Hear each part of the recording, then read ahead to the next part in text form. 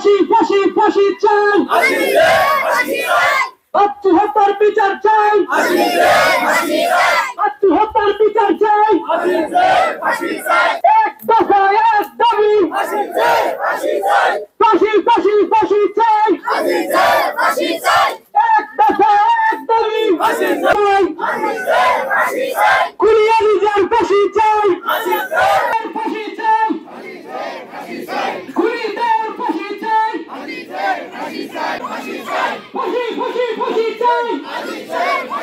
250-টিরও বেশি design option নিয়ে Walton smart fridge, বোঝে আপনার প্রয়োজন। এই যে মনে করেন ঘটনাস্থানে সে খুব নিরাহ লোক। সে তার পিতার নাম মুজাহান মুন্সি আর তার নাম বাসু মুন্সি।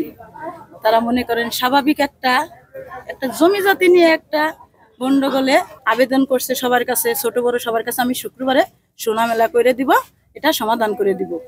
তার আগের দিন মনে করেন ওই যেদিন তার মৃত্যু হইলো বুঝছেন, তার আগের দিন রাত্রে 10টার দিক এই বাজারে তার ছোট কাকারে মারধর করছে। তারা এক গ্রামে, তার ছোট কাকা এক গ্রামে, বুঝছেন। তখন সে সকালে আসছে, আজিজে সকালে বাজারে আসছে, বলছে যে ভাই আমি যে এটা সোনা মেলা করে দিতে চাইলাম, তারপরে আপনি আমার কাকারে কেন মারধর করলেন, কি অপরাধে মারধর? আমি তো এটা সমাধানই দিতে চাইছি। এই সমাধানের পরে আপনি কেন এই গ্যাঞ্জামটা করলেন? কেন? আমার কাকা মুরব্বী মানুষ, আপনারও কাকা আমারও কাকা, না আমার একটু ঘনিষ্ঠ কাকা, আপনার না একটু দূরের কাকা, কিন্তু আপনি কেন আমার কাকারে মারধর করেন? হওয়ার সাথে সাথেই তার গেঞ্জি কলার ধরে উপর করে ফেলাইয়া তার গোপনীয় অস্ত্র দিয়ে সে বুকের ভিতরে এই ঘটনা করলো আজিজ, সালামের ছেলে আজিজ। আমার দাবি সেই আজিজের নিরহ মানুষকে যদি সে হত্যা করতে পারে, তাহলে এই ধরনের সন্ত্রাসকে কেন আপনারা ফাঁসি চাই? এই সন্ত্রাসকে কেন আপনারা এই দেশে রাখলে তো মনে করেন দেশে আরো বিশৃঙ্খলা হবে, বুঝছেন? এই সন্ত্রাসের ফাঁসি চাই। আমিনুল ছিল দোকানদার, সে ছিল এলাকার সবার প্রিয়। আমার জানা মতে আমিনুলকে পছন্দ করে না এরকম কোন লোক নেই। তার নিদর্শন আপনারা দেখতে পারবেন যে এই বৃষ্টি উপেক্ষা করে কত লোকজন মানববন্ধনে হাজির হয়েছে।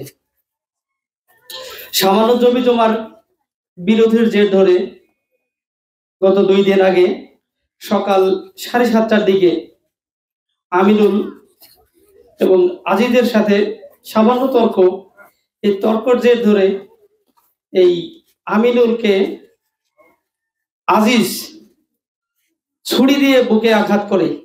বুকে আঘাত করার পরে তাকে আমরা সবাই নিয়ে চরভদ্রেশ্বর স্বাস্থ্য কমপ্লেক্সে নিয়ে যাই। কর্তব্যরত ডাক্তার তাকে দেখে জরুরিভাবে ফরিদপুর মেডিকেল কলেজ হাসপাতালে রেফার করে। ফরিদপুর মেডিকেল কলেজ হাসপাতালে ভর্তি করার পর তাকে পরীক্ষা নিরীক্ষা শেষে কর্তব্যরত ডাক্তার তাকে মৃত ঘোষণা করে। তো আমরা চাইতেছি এই আমিনুলকে নৃশংসভাবে হত্যা করার জন্য যারা যে হত্যা করেছে, সেই হত্যাকারীর নাম হচ্ছে আজিজ। আমরা এই আজিজের ফাঁসি চাই। অবিলম্বে আজিজকে গ্রেপ্তার করা হোক, গ্রেপ্তার করে দ্রুত আইনের আওতায় এনে একে ফাঁসি দাবি করছি।